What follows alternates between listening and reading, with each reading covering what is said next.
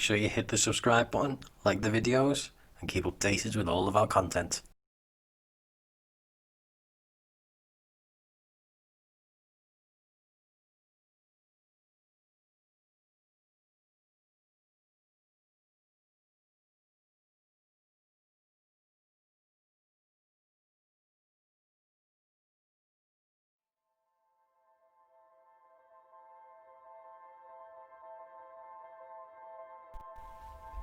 For over 800 years, Liverpool has seen its own fair share of tragedy, turmoil and regrowth.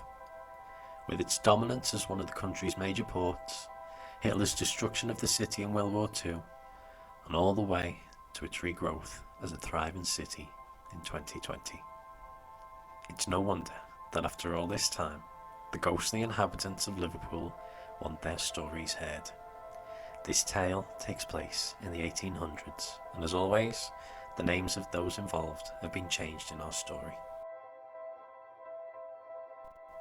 At the stroke of midnight, on Valentines Day in 1867, Charles and Emma, two forbidden lovers, stood on the bridge in Sefton Park in Liverpool.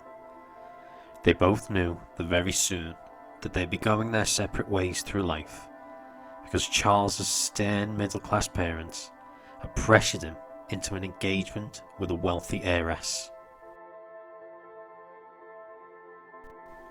At midnight, upon the bridge, as a distant clock chimed the 12th hour, Charles tearfully told Emma that their 3-year affair would have to end, for the sake of his future bride.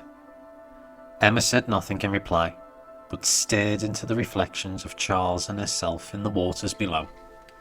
Then suddenly, she turned, kissed him, closed her eyes, and the tears streamed slowly down her face. Before parting ways, Emma said with a trembling voice, "Grant me one last favour, the only one I will ask you for on this earth." Charles waited for her request with a burning sorrow in his heart. "Promise to meet me here 12 months from tonight at this very time." Charles wasn't keen on that suggestion, but somehow deep in his tormented heart, he knew that he would have to see his first real love once more, and so, in a broken voice, the young man replied, "I will come if I am alive." "Say dead or alive," Emma shouted. "Don't be so melodramatic," Charles said, trying to smile. Then he clutched Emma's hand and said, "Very well then. We will meet next year at this very same hour, dead or alive."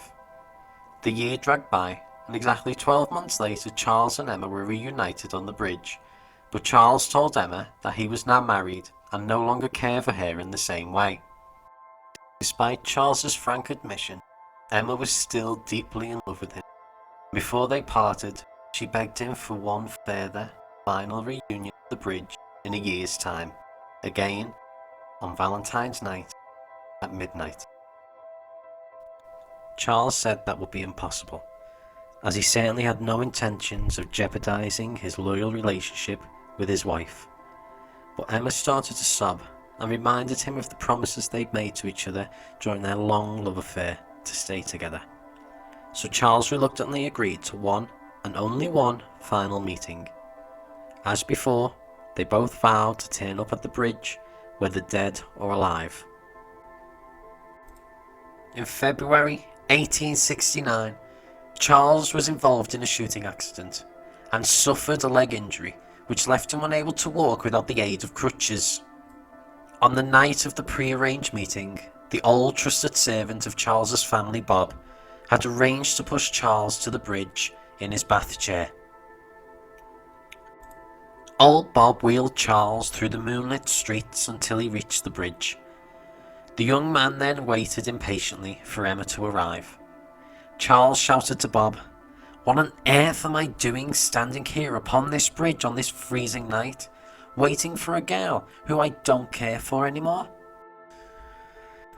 Old Bob wisely stayed silent. The clock, just like that first Valentine's night, started chiming midnight again, and the approaching figure of Emma was suddenly visible at the end of the bridge.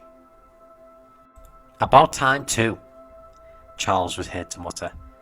Emma reached him but showed no signs of slowing her pace.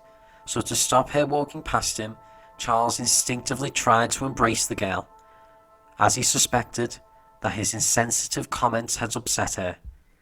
But his arms passed right through her. Emma glanced back at an astonished Charles, and with a terrible look of sorrow in her eyes, she whispered, "Dead or alive?" Charles trembled as he watched Emma continuing her walk to the end of the bridge, where she disappeared in plain sight of old Bob. "Bob!" Charles cried out to the servant. "Who passed you just now?" Bob shrugged his shoulders and said nobody had, although he had heard footsteps.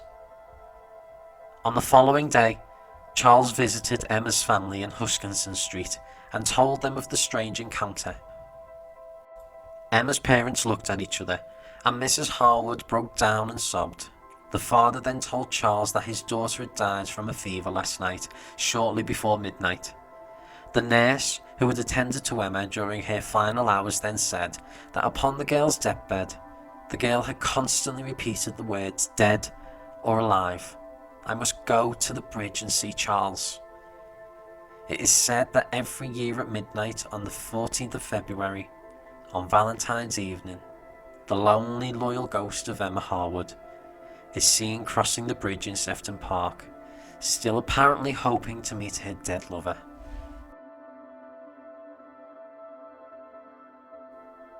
If you like what you saw in this video, hit the subscribe button, leave a comment down below, and check out all of our other investigation videos over on our YouTube channel.